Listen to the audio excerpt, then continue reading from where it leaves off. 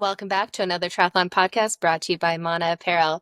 We are back. I have to say thank you to the guys for taking over last week, but I'm back from training camp and ready to geek out on triathlon. And we have certainly got a bit to talk about. We had Ironman Frankfurt on the weekend, and whew, there was a lot more to the story than I think anyone could have predicted there. And then we're going to get into Challenge Roth this weekend. Some back-to-back epic races in Germany, and this one will prove to be no less exciting, I'm sure. But first, let's jump in, chat with the team. As always, let's start with you, Pere. How are you doing these days? Hey guys, I was just looking at the team pictures on Instagram and having a lot of FOMO. It looked like it was an epic camp as always, so can't wait to hear what you tell us about Camp Jenna. And I'm just doing a bit of a run vlog now that since last episode I told Josh that my race got canceled. So doing a bit of a run vlog now, and strength, running. I'm skipping rope for the first time in like 15 years. So yeah, doing a lot of rope skipping to warm up for my hard run sessions, which has been surprisingly good. I enjoy it. Yeah, that definitely gets that ground contact time down. Just those skips, getting those muscles activated, that fast twitch fibers. It's definitely good for that. Definitely. I could actually see the difference. Like the first week when I started skipping rope, and now I can see that my muscles are way more activated when I start doing the hard intervals, and it's amazing. And I would encourage anyone to do it. Like if you have a hard track session or like a tempo run, do your warm up like 10-15 minutes, and then do like a nice 3 to 5 minute of rope skipping, and you'll be good. And it's amazing how you feel and how the leg springiness comes back to the feet, especially when you're tired, and when you put these sessions back to back to back.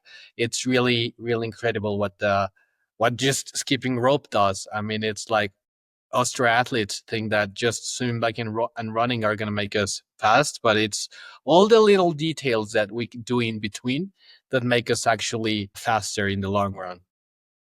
Definitely a great tip there for getting that run activation. But let's jump in. Josh, what have you been up to? Same old. Just building towards Oregon, staying healthy, getting outside as much as possible on the bike and the run. Getting some good swimming done as well. I did miss a swim last week just due to timing and what we had planned as a family over the weekend, but was able to still get 16 hours roughly of work in on a kind of a recovery week, but still some pretty hard sessions. We've progressed to a 5 by 5 minute hard on the bike, like not max effort, but above threshold VO2 max, 5 minutes. And I found out the rail trail I ride maxes out at about 5 minutes between the street that I would have to cross and the end of the trail. So before it starts to go downhill. So it's actually a very nice 5 minute little section for me. Anything above that would get a little difficult in terms of steady power, but trying to really work on like my VI in that area, because there is a little bit of a roll, and it's kind of interesting. Triathlete Mag just put out an article I saw tonight about VI and what it means to the run off the bike and why triathletes need to focus on it. And very timely, because I have been focusing on it for a while now and trying to keep it as close to 1 as possible.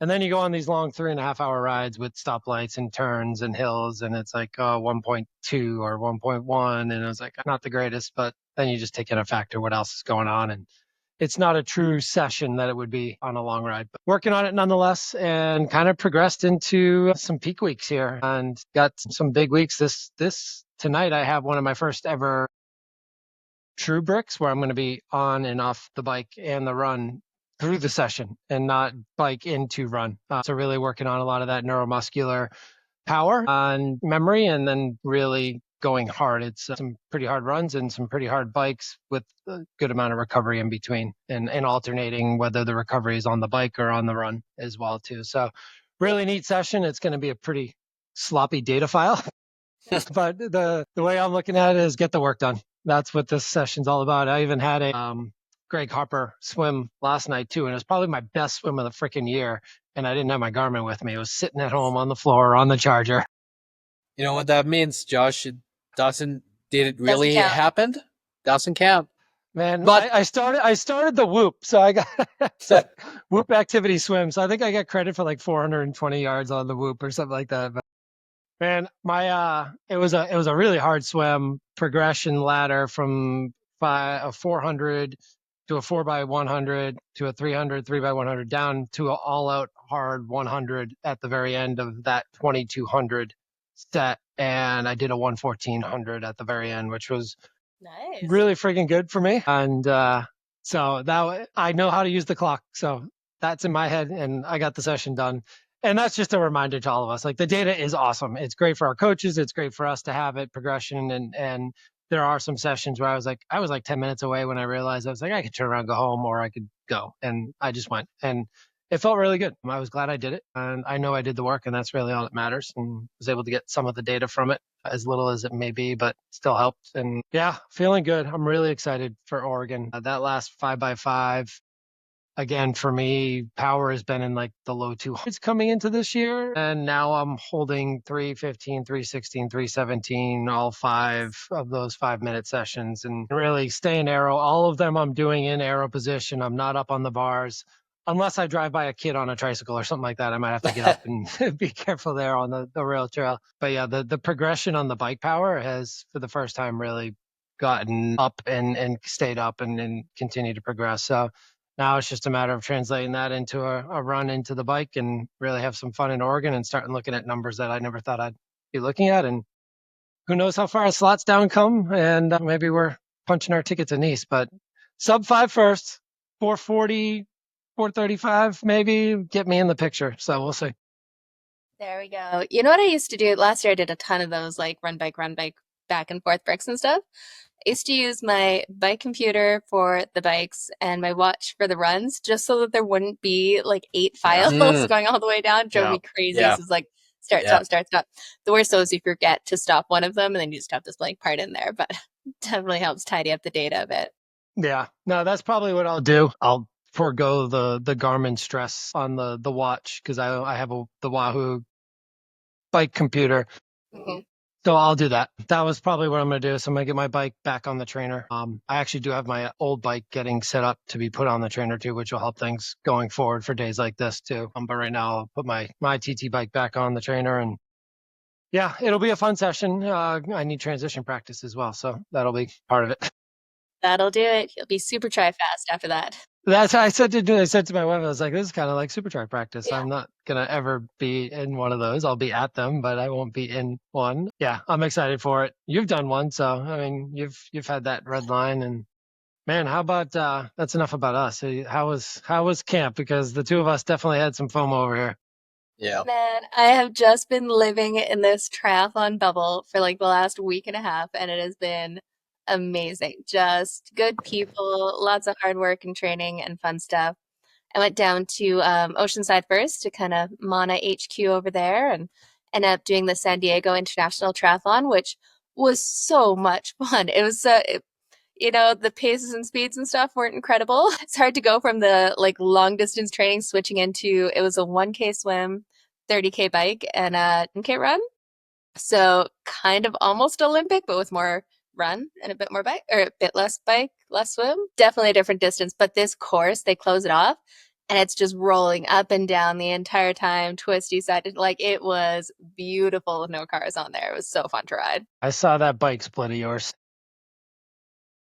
It was good. Had some elevation on there too, but yeah, ended up fifth overall, which was fun to try to mix it up a little bit. And actually met a previous guest on the podcast, LA Tried, Caroline. So it was fun to actually get to meet her in person. We've been kind of following each other on Instagram for a decade or so. So that was very, very cool. That's right. She won the pro race because she was the only pro in the. Yes. Yeah, she crushed it over there. But yeah, then went down to Boulder with the Mana crew. We had a couple of coaches going up there and doing the Mana training camp. And this is one of my favorite parts of triathlon. I've done it with a few different teams over the years, but these training camps where you can actually just geek out on triathlon, have a group of people that have the same goal in mind to just kind of challenge themselves, learn something new, and just get after it. It's so much fun. Everything else goes away for a little bit. It's almost like summer camp for adults. Just eat, swim, bike, run, and talk about triathlon for a few days. So it was really, really good. And up in Boulder, it's insane. It is Triathlon Pro headquarters. It was like every day we were running into world champions, Olympians, gold medalists. Like we did this one event, the Stroke and Stride is kind of a Boulder kind of classic event, total grassroots. You swim and then run. Casually Gwen Jorgensen is out there doing a Stroke and Stride because I was wondering what that event was. Because I started seeing bib numbers. I'm like, what the heck's going on? I thought they went for a swim. Yeah, man. But on the Stroke and Stride, my timing chip got pulled off in the swim. So talking about not having data and it doesn't count, I didn't have any race results in there. So according to that swim, I'm still in the water, which probably wouldn't be far off the truth. Yeah, it was great. We had such a good crew out there. We had about 30 people over on the camp, and how we do is we set up like a Mana HQ with the coaches, a bigger house that we can kind of set all the training from, and then we just had a whole bunch of swim, bike, run lessons. And the best part is we have a range of athletes from like one of my athletes is brand new to a triathlon, like just getting into it, just did her first, up to like world championship qualifiers winners and stuff. And everyone's so super supportive. But we also have enough coaches there that we can break everything up into like 3 different pace groups. So everyone kind of finds their pace, finds their people, and you don't feel like you're, hanging off the back or the slow person, or you're not getting what you need, not going fast enough. So we did some epic rides, and man, it is easy to see why there's so many pros up there in Boulder. It is stunning. Yeah, it looks like and you guys did so many different rides all from the same spot too, or like a drive away and then pop out and go, and really, really cool. Yeah, again, I was very lucky that Strava gave me a decent route for my long ride this weekend, but it was nothing like yours. I'm like, I get a few farm country town areas, but that's about it. Yeah, it was pretty cool. And we've got proof of all the epic rides. We've got an incredible photographer and videographer that comes out to these camps too, Guille. And he just gets the best shots out there. Like, talk about memories you'll have forever and getting to see those pictures afterwards. It was pretty cool. And the best part with it being Mon Apparel, we all had a custom cycling jersey and running singlets, and we all got to match. So you just see this peloton of like 30 bikes riding down, all in matching kit. And we had a blast with all of it. I want to go back to summer camp. We got to plan a double summer camp. There we go. Actually headed over we've got Mana Apparel Elite Camp coming up in August. So it will be double summer camp, although that one, there might be a little bit more intense suffering out there, but it should be fun. Yeah, no, you guys definitely have to come up for the next one. I know Fede's been along to a few, and it's hard to beat. I'm definitely getting there. Now that I'm going to be settled into this new role and job, I'll be able to. That was the main reason was the new job and trying to do some of the other travel that I have on my own already booked. So next year we'll have all that ready to go. Wicked. Well, let's jump into some of this pro racing. I'm sure a few pros that I saw over the last little while are going to be out there racing in a few of these, but we have to recap Frankfurt first. Ironman Frankfurt ended up being a wild ride. And okay, so I didn't watch a lot of the race, but on Sunday morning I woke up and we had a couple hours till we had to do a run. And I'm in a house with like 8 other people kind of thing. Each person that came up, I'm like, you heard the Frankfurt result, don't tell me, as I'm trying to like watch it on YouTube. And someone came out of their room and was like, hey, did you see the bikes? No.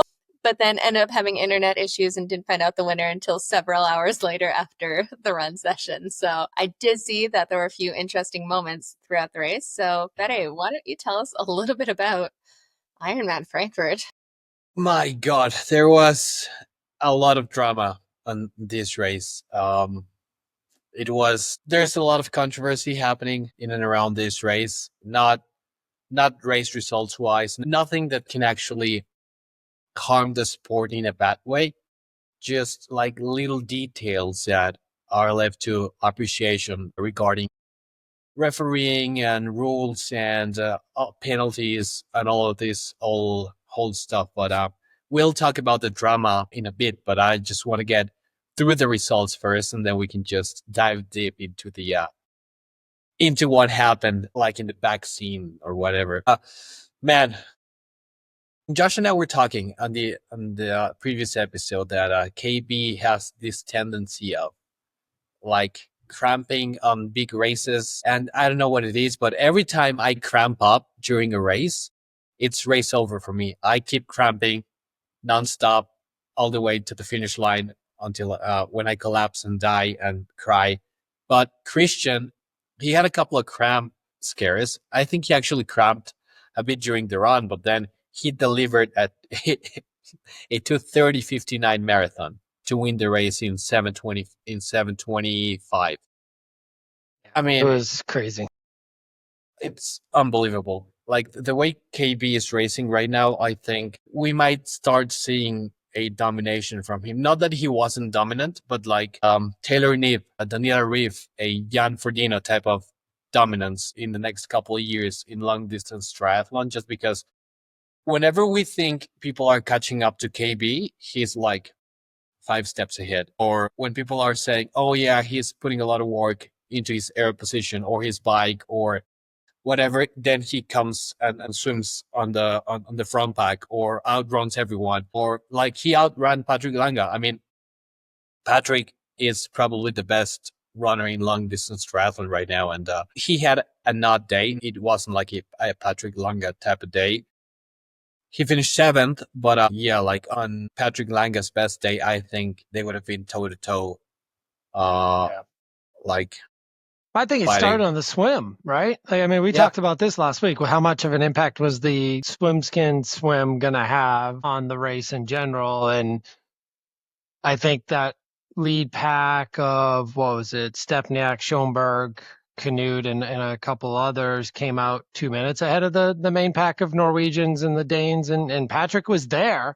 So I thought Patrick was actually in a pretty decent spot, being only 2 minutes down out of the swim. And he was with Christian and with Gustav and with Casper and Magnus, and kind of figured he would hop on that train and ride up with them. But I think he lost touch with that group and had to work a little extra hard on the bike.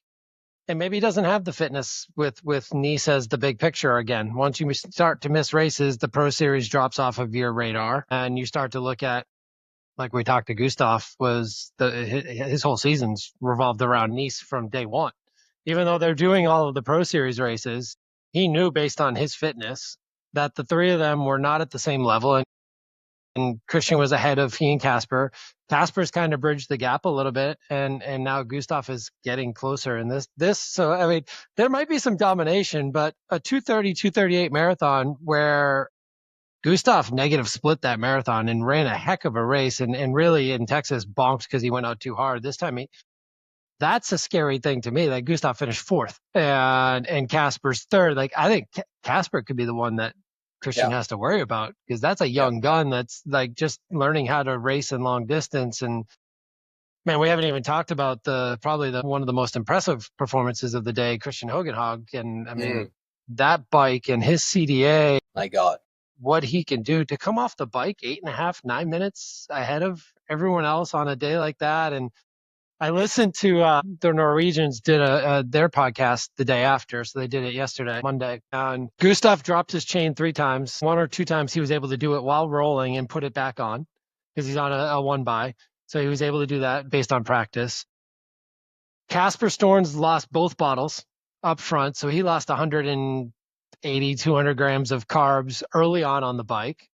I think Christian's the only one that had a clean bike in terms of not losing anything. And then we know what happened to Jonas Schomburg, who was there right up front on the swim and out front on the bike. And literally his entire front cockpit blew up, and tried to get it fixed. The mechanic was there to help him. They tightened it back up, but it wouldn't stay on. And they actually pulled him from the race due to safety. But he was fixing to have a heck of a race as well up front. Obviously, we don't know what would have happened in the marathon, but what Christian Hogenhaug did on that swim bike was crazy impressive. And then to get a 1-minute stand down penalty early in the run and lose by 2.5 minutes, it's like, man, that would have been a pretty tight race. And I know Christian started to get a little crampy towards the end of his marathon and trying to maybe go 2:30 in the back of his head, and he went 2:30:59. But if there's a run battle there, who knows what the heck happens and who pushes each other a little bit too much. But we were not able to see that because the German refs love to be refs and drop the hammer with the red cards and the stand downs. Yeah, I mean, so let's kind of go through that a little bit with some of those penalties. And there was pretty crazy to see all around. And people, if they weren't following the whole race, might have missed out on a few of them. But we had Patrick Lange had a 1-minute penalty for a stop and go for failing to remove put his swim skin in the right location there. Yeah. Yeah, so he had that. And then Christian Hogenhaug had a 60-second stop and go penalty for outside assistance. Now, this is the one that I think we need to talk a little bit about because it's super controversial and just not well written to the point where if you want it to be terrible, you could really use this to your athlete's benefit. But what Yeah. happened was he was given a penalty for outside assistance by someone running a few steps alongside him and saying something to him, right? And the rule reads that if you have a coach or supporter on the side, if they're assisting you in any way, giving you splits or anything, both feet have to be firmly on the ground. They can't run alongside you or else that counts as a penalty. Now, what's even more interesting here is it wasn't his coach or anyone like on his team running alongside him that got him that penalty. Yeah. So with how the rule is written, some random supporter or competitor's coach or another person out there could run alongside you and you could get a penalty for that, which is kind of crazy. So it started with not his coach. It started with Magnus's team giving Casper giving Christian the splits. But then his coach actually did it as well up the road, and then they pulled him aside. So it's like the ref was already pissed off enough. But you're right. I mean, like you could be like, hey, let's get KB out of this race. Let's go run with him and give him splits. I mean, that's the thing where it's like, come on now. Like they're not affiliated. I mean, how do we manage that though is the question. Like, how do you have the referees have to know whose coach is who? It was complete chaos. Like, yeah, I like think that's like a lot you of guys these said. where there's the rule and the reason for the rule and the intent behind it, and just applying the rule for anything, no matter what. Right? Yeah, I mean, it's Germany and they follow rules to the T. So apparently everything started with the Magnus's deadlift coach that, like Josh mentioned, like he was giving splits, and then it was Christian's coach who then did the kind of the same thing that all coaches do. But man, yeah, like you said, Jenna, if somebody wants to play dirty in the world championships, they just wait for a referee to swing by, and then you just run alongside the athlete you want to get disqualified and start yelling random numbers, like, and they get a penalty or they get disqualified or whatever. But I see how they played the rules, and yes, it was a penalty, but I think there needs to be a room for interpretation, a room for like appreciation and knowing if the assistance is making them like gaining an advantage or not. Because everybody shares splits, but it's not the type of like they're not handing out an energy gel, or they're not giving them, I don't know, whatever, like rollerblades to last. Although there was like an Ironman cameraman that gave KB a gel or something that it seemed like. So that it's like, what is going on here right now? I've never seen so many TOs either. Like there were technical officials behind everyone in that lead pack too. It was, and I think even one of them, like one of the pros from a couple of years ago, pointed out that was the same official that gave me a stand down penalty for having a coach assist me as well.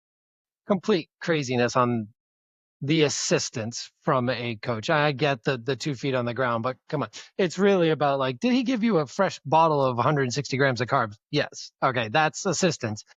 Because I think in that personal needs station, the Norwegians were saying you literally had to leave the course, go into personal needs off the run course, grab your bottle, and then come back out and start back out on the run course again. So it wasn't like right there on the side where you could find your bag. No, definitely. And then that kind of leads us into the big penalty that was reversed in the end. But we had Magnus Ditlev was originally given a penalty for littering. He refused to serve it on the course and had some strong words for the ref, which came across the broadcast. I loved it. Yeah, and then he was handed a red card, which is a disqualification, which would end up being overturned in the end. But it looks like another case of the intent versus what they're actually doing or what the rule is supposed to make happen, right? So it looks like he was going through an aid station. They had ice at the end of the aid station. He poured the ice, tossed the cup.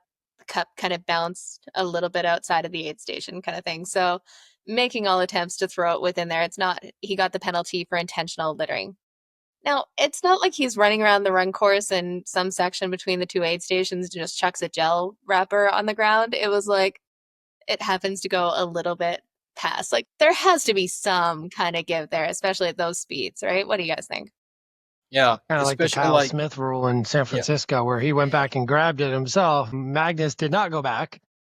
It's one of those things. I think somebody just needs to come out and say, "Hey, look, if you're like near the sign and you're trying to dispose of it around that time, then The Yeah. okay, intent is we're not there, right. right? Yeah. We're trying to get rid of it. It's not like he's gone 50 meters down the road to then toss it. I mean, it's literally within feet of the sign that we still can't see what is on the other side of it, but we assume it's the no litter zone past this point. But it to me, it's a tough one. It's you just have to.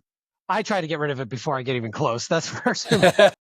No, but these guys are. I mean, with all the ice and the cooling technology now and everything these got going, I'm like, I saw KB's like core temperature never went into zone 3 core, and it was like zone 1, zone 2, just because of his heat prep and the way he handled the cooling during the run and stuff. I mean, that's insane in that temperature to keep your body temperature down that way. And that's the type of level these guys have to go to run 330 per K off of the bike. I mean, and that's what KB was running to get in front, and then probably pulled it back closer to 345.4 at the end. Yeah, and even that, like, what does that do to you mentally? Like, you're wondering if you're disqualified for the rest of this. How hard are you going to push a marathon at the end of the Ironman? If you think at the end, this could get me 0 points, zero money, nothing. Like, as much as we talk about that mental toughness and you have to just kind of do your race and stuff, that is a hard hit to think you do all that and potentially there's nothing at the end. What do you guys think? I was just gonna say, like going back to Magnus's penalty, like according to his coach, like Magnus was like disqualified for littering outside the drop zone, and apparently the whatever he dropped, it landed 2 meters from the drop zone. So it wasn't like Josh mentioned, like 1,000 feet away. So and then like you mentioned, Jenna, these guys are running like at a super high speed. And when you're racing at the top of the spear in triathlon, all of your energy goes into maximizing performance, and probably all of your glycogen it's in your muscles pumping blood. And obviously you don't have the finesse of a basketball player to actually make a 3-pointer We're not the most into the coordinated to trash start can. with. Exactly. There we go. Like, imagine you're racing for the podium for money. It's not like you're outside jogging or yes, they're having fun racing, but it's not like they are super aware of their surroundings, just because we've all been there, obviously to a certain extent, hurting and pushing super hard, where you're a little blurry in vision and everything, all you can focus on is getting to the next aid station and chugging and a gel or drinking water. Of course, he didn't do it on purpose. And obviously that disqualification, like you can see the frustration in Magnus's face when they told him. And I think I speak for the three of us here. We would have reacted the exact same way, because I mean, what are you talking about? Like, it's not, yeah. And then they told his coach, oh, he might not get DQ'd. Maybe he does. Maybe he doesn't. Of course, mentally that breaks you. For And sure. you just need that one reason to stop pushing super hard, because it's uncomfortable. And when you're thinking, oh, I might get DQ'd, this race might not mean anything. Do I step off the gas? Do I push forward? Do I spend a bullet here? So yeah, I could see the His coach domino better effect. not run with him to give him that information. Hey, we need radios now, like Tour de Tour de- France. Yeah.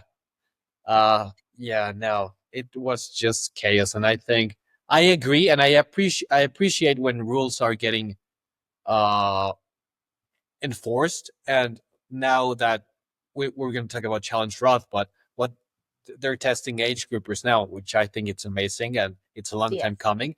But I'm a big fan of following the rules, but there needs to be a certain playroom when it comes to pro athletes racing, because it's their livelihood. They race for money, they race for world championship slots. And if you toss something and it drops 2 meters away from the leadering zone, let the guy be. I mean, it's not like he did it on purpose. I mean, maybe give him a red card if he grabs a water bottle and tosses it to the guy in front of him so that he falls off his bike. But other than that, I think they're good to go. Yeah, and you know what? It's funny because, like, refs have become the whole story of this race too. And even, although I will say I do agree with the Jonas Schomburg call to kind of pull him off the course without safe equipment, because that becomes kind of an issue for all the athletes around you with his aero bars kind of completely coming up. How crazy is that stack with like for how big of a guy he is? He's got this crazy like stack on there that looks a little scary, but unfortunately you just need one bolt not quite tightened enough and the whole thing goes down. It was, yeah, crazy to see. And that wouldn't have been safe to ride around other athletes, especially as they start to interact with age groupers. Yeah, because it was the two-loop bike course as well. So that was definitely an interesting, and then all the cobblestones. But I mean, even they were, I think the Norwegians I heard say like, was it the cobblestones that were giving a lot of people trouble? And it was like, it's not just the cobblestones. There was a lot of rough road throughout the entire bike course too. That was kind of rattling some people's cages, literally. And Gustav was saying some of the chain stuff on his part was, again, he made some changes, a lot of changes to his bike and his setup, and he hadn't put on the chain tight enough. And like he had changed the to the 1x and the 62 teeth, but he hadn't tightened the chain to the point that it should have been, and it got a little loose going up a hill and back down, and yeah, dropped it. So some of it is self-inflicted, others is the bumps. Yeah, and then we also had the bike course in there too, with obviously a crazy fast time in there. But this course kind of known for being about 176 kilometers, so not quite the full 80. So it's tough to call bike course records when there does seem to be a bit of wiggle room either way. What do you guys think? Still a 9-minute lead. Yeah. Oh, yeah, for sure. We're On the talking day. record times, bike course record. It's like, yeah, in terms of the record, yeah, it's not 180. That's for sure. And I think there's plenty of data files to show that that's not that is the case, that it wasn't that long. What Hogenhog did was insane. But in terms of the record itself, yeah, no, you got to get 180 point something. Yeah, I agree. Zero I at agree least. with Josh. Well, let's roll into some racing on the other side. So we'll talk about a few other of the event organizers outside of Ironman. First up, I'm going to jump in with my what the F of the week. I love the T100, but what the F with this schedule? If you guys haven't heard, Lake Las Vegas has been canceled, and they're making a small, just little adjustment in location from Lake Las Vegas to Australia. It's just yeah. 45-minute flight. Exactly. Easy changeover there. It sounds like they just weren't able to overcome some of the organization issues out there to make Lake Las Vegas happen, which is really unfortunate for the age group athletes who kind of planned their seasons. It sucks for the pros who are going for the series, but you got to feel for the age group, especially if you already booked flights and accommodations and all of that fun stuff. Yeah, I mean, it was, I don't know, like every time I keep hearing these things that with the T100 or not with Ironman, it seems like Ironman knew all along that they were the big dogs, and when the T100 came into the picture, they didn't panic and they kept true to themselves, and they were like, like I'm just gonna stick to what I do best, not trying to be too in your face to everyone. And then the PTL, the T100, these events that come and go, they haven't had that like trust in age groupers to back them up completely, because they don't know if the race they're signing up for is going to be moved around or canceled or this and that. So I think it's amazing for the pro athletes, but I think that's part of the reason why the age groupers haven't really backed it up, because there's a level of uncertainty when it comes to signing up for races. And I talked to a few of my friends, and a lot of them don't know that there are age group races in the T100 events. They thought they were only pro events, which says a lot with the marketing of the T100. Yes, they're focused a lot more into the pro athletes, and I'm up for it, and I think they deserve that. But a lot of the following comes with age groupers racing on the same day. That's the magic of Kona, for example. Everybody knows it's a pro race and an age group race. And yeah, and then going from Vegas to like Australia, that's just a kick to the butt to all of the athletes that had, like you mentioned, Jenna, paid their accommodations and flights and everything. Yeah. I think the big difference in what they're trying to do, and we applaud them for trying to create more racing opportunities, is also the downfall. They're trying to create races. They're not taking over existing races, which they did do in San Francisco, but they haven't taken it over. It's still not their age group race. So the age group race is going to be held separate of the pro race. The T100 Vegas, the T100 Vancouver, these are all standalone events that they created. They did not exist prior to the T100 pro race coming there. And that and permitting and all of these things that have to take place is a whole big task, and not something that maybe the PTO of the T100 was used to doing outside of a couple races here and there. And now they're trying to do 8, 9, 10 mass participation events a year, and it gets difficult, and things are not always easy, but they got to think twice before they expand more, because it is impacting a lot of people and a lot of companies and a lot of individuals who had booked travel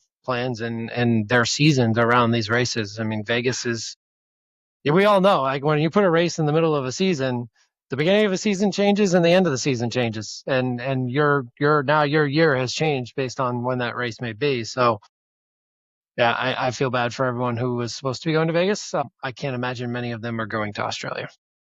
Yeah, and I will say I have to give them kudos though on the T100 Vancouver race in there. They really did that one well. They actually paired up with a couple different race organizations. So they had a race organizer that was based out of Vancouver that knew the local kind of community authorities and stuff to get everything set up. But they also partnered with a race organization that has put on all the World Championship events, WTCS events, and brought in another one as well that had experience with very mass participation ones. So in Vancouver, it was cool because they brought in 3 experts in different aspects of it, which made it happen. And it turned out to be an absolutely amazing event. But you could see if you don't have that foundation or don't have those contacts, it could be very challenging to start up a new race entirely. But we will see how it shakes out there. They're definitely still finding their way in the age group races, and we are enjoying watching the pro racing. But let's roll into Josh. Do you have a social media post of the week for us? The social media post was really on your left again, just crushing it with all of his post Frankfurt and referee stuff. So kudos to Connor and everyone. And really, if you haven't checked them out, I know we had Connor on do an episode with us, but they're really starting to crush it in terms of their predictions and setups, previews for each race, and the special guests that they're having on. So check out On Your Left and their social media page, and give them a good shout in the comments, because he's doing some good stuff for the sport and really getting some more eyes on it. He brought on Belinda Granger to talk about the Roth episode. Like, that's really, really cool for the sport, and doing some different stuff, and the memes are just next level. Absolutely. Definitely check them out. But that brings us to Challenge Roth. There is going to be some epic racing ahead here. Challenge Roth always draws a crowd. And this race, I'm telling you guys, we have to try to go after another triathlon podcast showing at Roth next year, because it is on my bucket list. Solarberg Hill, that crazy finish line, it has some incredible energy over there. But we'll have a few athletes out there competing for the win.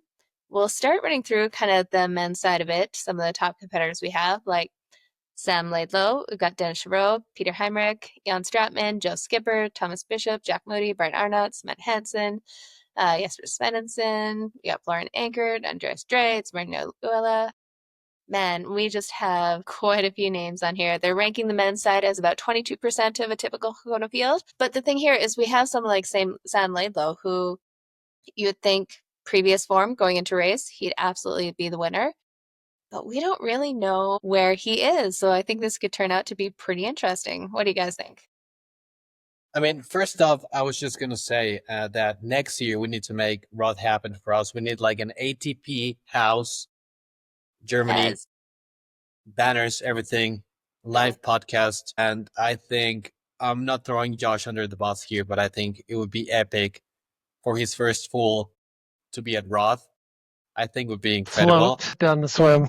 Yeah, float down the swim and then just hammer the bike and enjoy the run. I think we need to make it happen. The 3 of us racing in Roth, and yeah, just putting it out there. And actually, just adding on Josh's social media post of the week, did you guys saw our good friend Fred Funk post? Like, just in a couple of days, I'm going to become a real triathlete just because it's his first long distance triathlon. I thought that was pretty funny. That's awesome. That giving the athlete that he is and all the achievements that he has accomplished, he probably still gets a hard time of, oh, you haven't done an Ironman yet or a full distance triathlon yet. Absolutely. Especially for the German. Right. Yeah, we've got a few in there. We got like Frederick Crunk, Vincent Louis, Henry Schumann, Aaron Royal. Like we've got a few short course athletes stepping up to try to do a longer distance here that we really have no idea what they're going to do when it comes to Ironman. Like you said, we have no idea Sam Laidlow. Like I've watched every one of his episodes. You can definitely tell he's getting fitter. He's doing other races.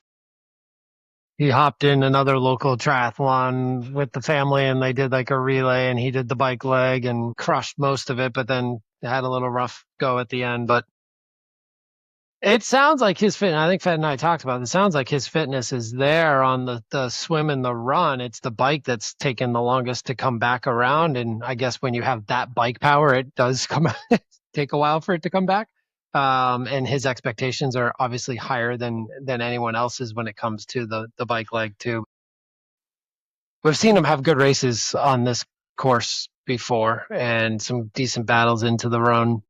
I just don't know if qualifying for Nice is still his goal this year. I almost see a DNF coming, and this is more of like a Really? test run for him to see, okay, do I go after Nice? And maybe he does. Maybe he does finish because we've seen, I mean, what he did at Kona is probably what got him into this situation and his health and pushing it to the limits and finishing the way he did. But we all know Nice is his baby and he's the defending champ at that course and knows he can win it there. Is this his final test before he goes and jumps in Lake Placid or another upcoming race and pulls out on the run on this one? I don't know. Yeah, that is tough. Well, you would think you'd do it the other way though, kind of go try to perform at Roth where you get that coverage, get that attention. Really, isn't he an auto qualifier? So he just kind of has to roll around an Ironman course to get his validation. So yeah, he just has to validate. Yeah. Yeah. No, I'd be curious to see. He's hasn't given too much away. It sounds like he's on the form, but we just haven't seen him racing. And this will be interesting because we have like 12 guys that'll be swimming together. Like there's going to be a big pack out of the swim. And then you're also adding on a few more short course guys who will be adding some firepower to that too. So someone like a Joe Skipper, he's going to be 4 or 5 minutes back out of the water from these guys and then have a lot of time to make up on the bike course. But I think we're going to see that big group coming out together and then a little bit of fireworks on the bike, see who hangs on or not. If Sam Laidlow is up to his bike power and speed, then could definitely make it interesting. Little Tommy Bishop that we've had on is gonna. It sounds like he's in pretty damn good shape too. So I think he'd have a good day. Vincent Louis is gonna be interesting to see. Like, how does he hold up in the full distance too after all these years in short course and 70.3 and what outfit does he wear? Yeah. We got to see the special Roth. I mean, does he really roll up in the full German get up? I don't know. Oktoberfest type of. That'd be amazing. But it would be interesting with Vince, like, because he's had success over the 70.3 distance, but there's been some races where he's like overpaced, Ali Brownlee type style, where he goes too aggressive either on the start of the run or in the middle of the bike. But I think we're gonna see a different Vince. I think he's gonna be cautious. I think he's gonna feel properly, and maybe I think if he paces this race well, we could see like a huge breakthrough race from Vince. And we could be talking like these super rare cases where you're super good at sprint Olympic, not really good at 70.3, and then amazing at the full distance. And I'm very curious to see what Vince does. But I cannot look past my good friend Fred Funk. I have all my money on him. Yeah, I think it's going to be interesting. And he's a German, and probably he wants to take the torch from Jan and Patrick and say, hey, I'm here to stay for a while now, and you guys can. rest if you want. But yeah, German triathlon is in a good place right now. Yeah, like I love Vince, but I just don't see him factoring in this. Like Oh, he'll be really? able to Even cut out of the factoring? swim. Yeah, I think he'll be in the front of the swim and then he'll get kind of lost on the bike and we won't see him again, kind of thing. He's so good. I really thought he'd be good at this Ironman and 70.3 distance. He had some good races in there, but he's just I don't quite see it, but I do want to see the kit and the helmet that he comes up with for it. You figure if he was going to be good at the middle and longer distance, it would have showed itself in the T100 first, because it's the closest to what he's used to. Yeah, And it hasn't shown itself there. And I'm with Jen. I don't think he's going to factor on the run. I mean, if he's still there I think he'll lose it on the bike over that 180K distance on that course. And with the firepower that there still is, yeah, he'll have a good swim. He'll be up there with Aaron Royal and the likes, and Sam Laidlow probably is going to be right there too. And if Sam's there, somebody's going to try and go with him. Maybe Vincent tries to go with him. I don't know. I think the junkyard dog's going to come in and potentially surprise everyone here. He had a good race early in the season, and he's been kind of quiet, and now he's hopping back in. And I think from all signs, he's had some pretty good training. So that's my outside. If Sam Laidlow is not running away with this, Joe Skipper's taking the top step. I like it. It'd be good to see. Everyone loves him, and then the day after, see how he goes with the beer mile. I mean, a beer mile in Germany? Come on now. You gotta do it in Germany. With the Steins. Yes, full on. Oh, that'd be painful afterwards with the full Steins 4 times. Oh man, be crawling. A beer every 2 miles. How about you, Fede? Who do you think takes the win here? Well, I just said it. I think Fred Funk it's gonna take the win. I do believe, I don't know if this is my nostalgia talking, but I do still think Vince has a lot to give in the sport, and I think he's gonna factor more than we think. Also, don't sleep on Aaron Royal, because he can ride a bike. And I think he doesn't have that super strong, fast twitch muscles, but I think he can go for a long time at that threshold type of intensity. And I think if he plays his cards right, he could have, like I said, like a breakthrough race. But yeah, I think for Vince, Aaron, Henry, these guys, it's going to be either hit or miss. They're going to go for the home run or just strike out on every single occasion. Yeah, it's going to be exciting. And I don't know. I think that the junkyard dog has a strong chance to win, like Josh mentioned. But I'm on the fence with Laidlow. I don't know. I like him. Nobody I knows. like him, but I cannot put the pieces together to make an educated guess, quote unquote, to see how he's going to race. We kind of missed is Matt Hansen too. And you talk about a run course and records. This is one of those courses where you could throw down a pretty hefty number on a marathon. And if he's in shape, we've all seen him run from 10th up into the top 5. What Especially can he in do in a races. field that isn't as strong? This isn't the strongest Roth field ever. It typically is not a very strong. It's a very front heavy field, but there's definitely some players, and I think Matt Hansen could factor in if he can have a somewhat decent swim. But I think I even shared it on our social media today. It sounds like it's a 100% swim skin race for the pros in Roth, and even the age groupers, it looks like it's going to be as well. So that does not help Matt Hansen at all for the overall, but doesn't matter. Doesn't mean he can't run a 2:28. Right. Very true. Would love to see that run split, but I think with the bike, that's where he's really going to struggle there, because there's going to be some solid bike power in this course on those German roads, and they get going pretty good on this one. But it'll be a fun experience going up that Solarberg Hill and see how far he can make it up through the field with, you got to think he's going to have the fastest run split if he plays his cards right. Who do you got, Jono? Yeah, who do you got?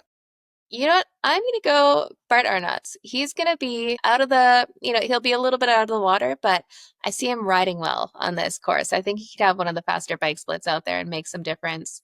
And then he'll always have like a solid run kind of deal. Nothing too crazy, not the fastest run split, but something that'll be right up there with the rest of the field. So going outside shot on that, he's going to have a fast bike, make up that time for the swim, and then, just run it home and hold off Matt Hansen charging behind, or we'll see. This is all unless Sam Laidlow kind of goes off the run. He's all just been like dogging it the whole time, and he's actually as fit as he's ever been and go ride 8 minutes faster than everyone else in the field. Yeah. And he knows the course, right? And shout out to Martin Uloa, Mana athlete racing. Nick Chase is racing again. There's some good names in this one, even up front. I mean, Henry Skuman. I mean, could be a factor. Jesper could be a factor, Svensson. So it'll be interesting. I think it all everyone, the X factor, Sam Laidlow, and then what does everyone else do on the day? How good are they? Yeah. Do people follow Laidlow if he puts on like a super strong surge on the bike, or do people call him on the bluff? Like, what do you think is going to happen? I wouldn't go with him if I thought I had a chance of winning the race overall or as the podium. I wouldn't blow up my race to go with him. I don't think it's so much a matter of would they or could they. Freddie could. Freddie, Jasper could. Yeah, true. Yeah. There's a couple guys, but I don't know. There's not many people that can go with him on their best day. Yeah, agreed. Well, let's jump into the women's field here. We have a little bit lower percentage with 15% of a typical Kona field. I think we had a lot of competitors over in Hamburg and stuff as everyone's chasing that Ironman Pro Series. But this weekend, we got Laura Phillips, Nikki Bartlett, Marlene DeBauer, Justine Mathieu, Laura Siddall, Nina Duran, Angela Nath. I haven't seen her racing in a while. It'd be great to see her out there. And then Grace Thack will be racing too, and she's someone that we don't quite know how she's going to do over that Ironman series. So what do you guys think? Can we go past Laura Phillips? There's one and then the rest of them. Yeah. It's sad that Annie Hogg didn't make it back. Yeah, this is Laura's race to, like, can Laura, it literally is actually, can Laura go sub 8? I think that's the question. Yep. Yeah. And based on what she did in Hamburg, is she recovered enough after a very hard race between her and Kat? It's not like she had an easy race in Hamburg. She let it go in Hamburg. So is she recovered enough to go sub 8? Could we text Mark and see if Kat is willing to race Roth just to have that extra spice, and maybe both of them can go sub 8? Mark's got a stressful week. He's racing, and then he's got to get back to Swansea the following week to go Sherpa and maybe not get a penalty for Kat. Oh man, if that would be, imagine if both of them were racing. Yeah, I agree with you, Josh. I think it's a matter of if Laura can go sub 8 or not, because she's got time between now and Kona. Yeah, I mean, she can let it go again this weekend. That's a lot to back up, though. Like that time is pretty tough. Like you mentioned, Josh, I think that's the biggest thing. It wasn't an easy win. It wasn't like she was off the front with 5+ minutes to spare. She was chasing into the last bit and then brought it home to take that win. And that is a big effort to come back from. But she's so class and so far ahead of the rest of the field. I think she's still got it, even as she, jogs it back. And she'll have the support of the home German crowd. How can you not bring that in? Okay, if Laura goes sub 8, do you think she could back it up in Kona and go sub 8 in Roth, world champion in Kona last year, only women are racing in Kona, and then say, I'm probably the best long distance triathlete at the moment? See, it's tough. Or she goes sub 8 and then she's burned out for Kona. So that used to be the traditional thought process, was if you did well in Roth or Frankfurt, you weren't going to have a good Kona, because it would take, with the fields they had, it would take too much to win that and recover and then be back fresh enough. So to do a Hamburg, Roth, Kona triple would be something absolutely epic and incredible. And if she didn't have someone like a Kat Matthews right behind her, I'd say it's a possibility, but I think that's a lot of really hard efforts if she has to push for this one to take it again. She's got 4 months until Kona, right? And people are recovering a lot faster than they did back then. That's the thing, the technology and all of that stuff. So I wouldn't put it past her. And like I said, like this field, like we're looking at predictions of people being 20+ minutes behind her if she has an average Laura Phillips day. So if she can take this with like cruising it on the run, I definitely wouldn't put it past her. This is Kat's year in Kona. Yeah. I think Kat in the run, I don't know. And not just the run, I think Kat And the TT bike capabilities that she has in Kona suit her better than Laura. I think Laura could stick with her on the climbs, and Kat descended well in Nice. But no matter what, I think Laura will be able to compete in Kona, no matter how well she does this weekend in Roth, whether she goes sub 8 or not. I think the hardest part about going sub 8 in this field is she doesn't have Kat pushing her, like Fed said. So it's That's hard why, to go yeah, all out when you're only racing the clock. And that If you're clock doing is it, like miles away and you're not running loops on a track. It's really, really hard to keep the adrenaline level up when you're chasing a number that doesn't impact the dollar signs whatsoever. I mean, record books, I mean, it's going to get broken pretty soon thereafter anyways. But yeah, that's my only factor with this field and this race, that she doesn't have somebody pushing her to that 8. yeah, that's the hard part. When you have your next competition is 20 minutes behind you, how excited can you get to try to push yourself that far to get that sub 8? Man. Okay, so if Laura Phillip doesn't take the win, who do you guys got for next best bet there? Who do you think is going to be the runner-up? I'm going to go let's Mana see. athlete, and I'm going to say Marlene de Bauer. She's been on a hot streak here, so getting some confidence with that win. See her go into this feeling good and ready to get after it. Let's see. Grace Beck or Nikki Bartlett would be my So, other two. are Yeah, we Grace, that'd be picking? okay, interesting. Are we picking winner or second place? I think we're Like, picking if second like, place. are we picking She's either if won by Laura? 25 minutes or there was a mechanical. So pick the Yeah, next finish. that's what I'm saying. Yeah, are we picking second place or Laura's out of the race because she got food poisoning or whatever? Pretty Knock on much. wood. Okay.